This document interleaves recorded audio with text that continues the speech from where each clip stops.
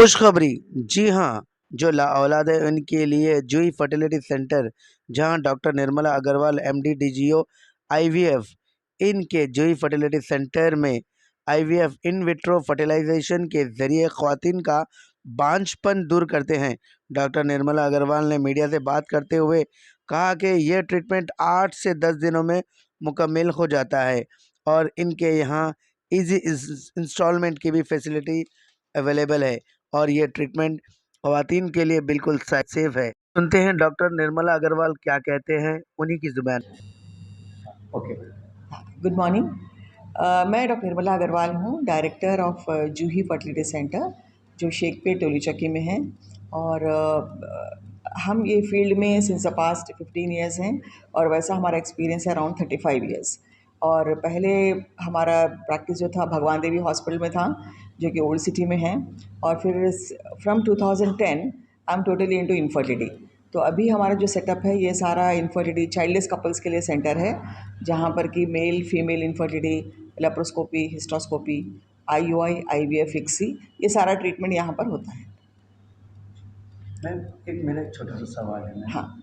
बहुत जनों को एक आशंका रहती है कि ये कर्म सक्सेस होता नहीं होता, तो इसके लिए कुछ अवेयरनेस क्लासेस वगैरह भी आपके पास होते हैं कि जो पेशेंट की काउंसलिंग के लिए? काउंसलिंग भी हमारे पास एक डेडिकेटेड काउंसलर है, तो वो सारे उनके डाउट्स क्लियर करते हैं कि भाई सक्सेस रेट कितना है और क्या इन्वेस्टिगेशंस लगेंगे और कितने दिन का ट्रीटमेंट है और इसमें रिस्क क्या है और सक्सेस रेट क्या है। तो ये सारा काउंसलिंग होता है। इनफर्टिलिटी होती क्या है मैम?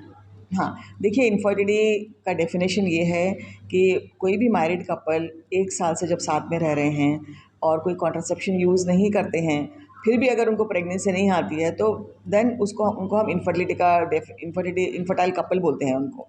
तो ऐसे पेशेंट्स को चाहिए कि भाई 1 साल 1.5 साल ट्राई कर लिए और प्रेगनेंसी नहीं आया, तो वो लोग को डॉक्टर के पास जाकर बेसिक इन्वेस्टिगेशंस पहले करवाना चाहिए बोथ। और इसमें मेल और फीमेल दोनों को आना चाहिए, क्योंकि ये जो इनफर्टिलिटी का प्रॉब्लम है ये इसका incidence around 15 to 20% of the couples. जैसे अगर 100 लोग ट्राई करते हैं तो 85% लोगों को प्रेगनेंसी अपने आप आ जाती है, लेकिन जो 15 से 16% होते हैं उनको वो ट्रीटमेंट की ज़रूरत पड़ती है। तो उस इतना वो इंसिडेंस है इनफर्टिलिटी का। So it's not a small thing. Like 1 in 6 to 7 couples को इनफर्टिलिटी का प्रॉब्लम होता है, अगर आप परसेंटेज वाइज देखते हैं।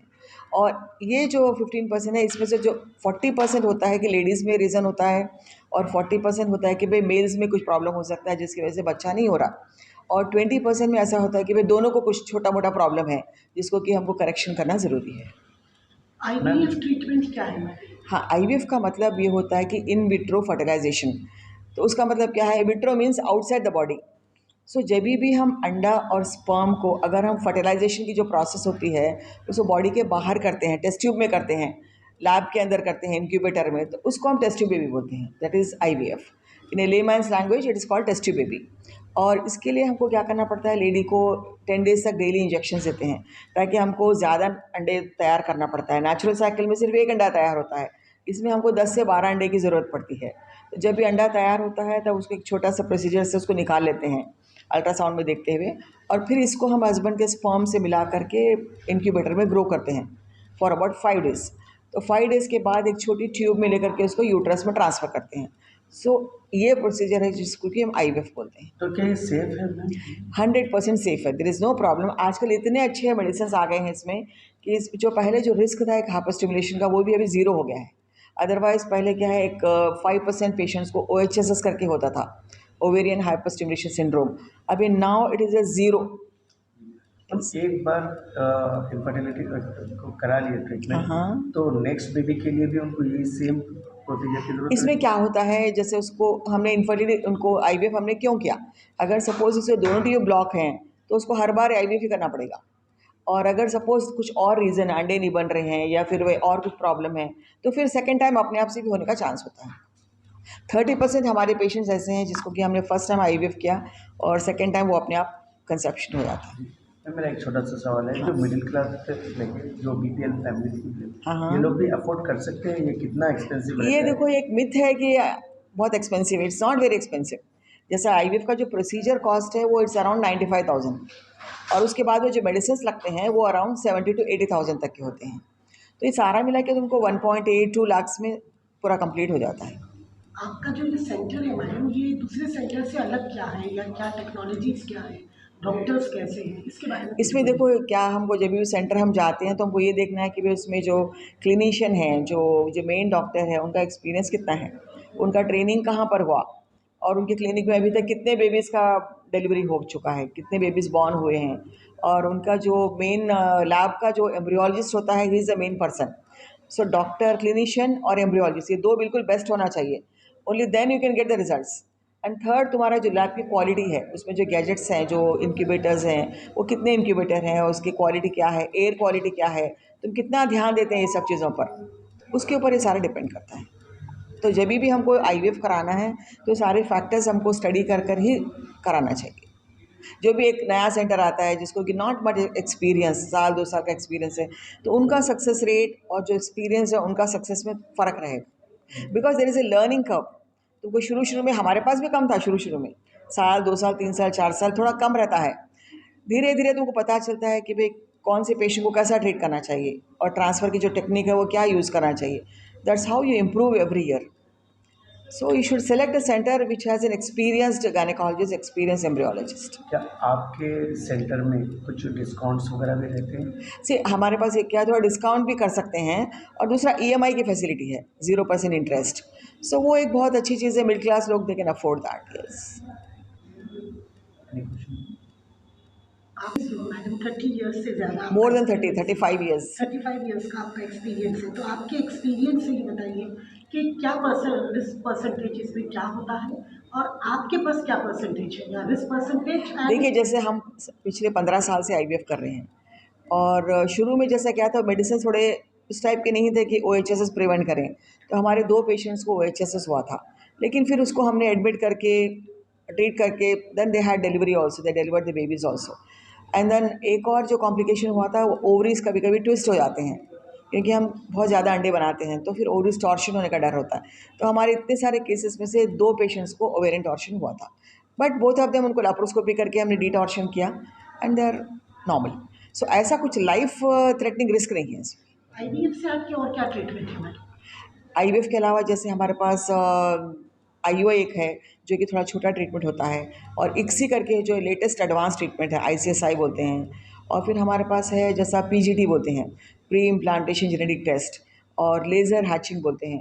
तो ये सब करने से थोड़ा थोड़ा ट्रीटमेंट सक्सेस रेट इम्प्रूव होता जाता है। मैम, इसमें मेल्स भी आ सकते हैं? मेल्स आना ज़रूरी है। हम जब तक कि हस्बैंड वाइफ दोनों को हम इन्वेस्टिगेट ना करें, हम ट्रीटमेंट शुरू नहीं करेंगे। एज क्या रोल प्ले करती है मैडम? एज बहुत ही इंपॉर्टेंट चीज़ है सक्सेस के लिए। इसमें जैसे जैसे अगर पेशेंट का एज बढ़ता जाता है, सक्सेस रेट कम होता जाता है, और जैसे जैसे पेशेंट की ओबेसिटी बढ़ती है, सक्सेस रेट कम होता है। तो इसमें मोस्ट इंपॉर्टेंट क्या है, तुमको एज का ध्यान रखना है। Best fertility is below 30 years, to some extent okay is between 30 and 35 years, और 35 के बाद में काफ़ी ड्रास्टिक फॉल हो जाता है। तो सबको ये बोलना चाहिए कि भाई जितना जल्दी हो सके आना चाहिए। ऐसा नहीं कि हर चीज़ ट्राई कर लिए, लास्ट में 40 ईयर्स में अगर तुम आएंगे तो even IVF also can not help. तो ये चीज़ बहुत इंपॉर्टेंट है। वो लोग समझते हैं कि आईवीएफ एक लास्ट स्टेज की ट्रीटमेंट है। No, it's not that. उसको भी हमको टाइमली अगर करते हैं तो सक्सेस आएगा, otherwise you won't get success. Gutkha, smoking, lifestyle is very very important. जैसा जिसको भी प्रेगनेंसी ट्राई कर रहे हैं, नहीं हो रहा है, तो they have to improve the lifestyle.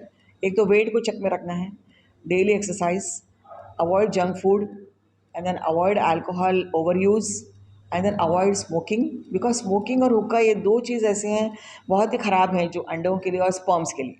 तो this they have to take care, they have to stop for about 3 to 6 months before taking treatment. What is your advice to the couples?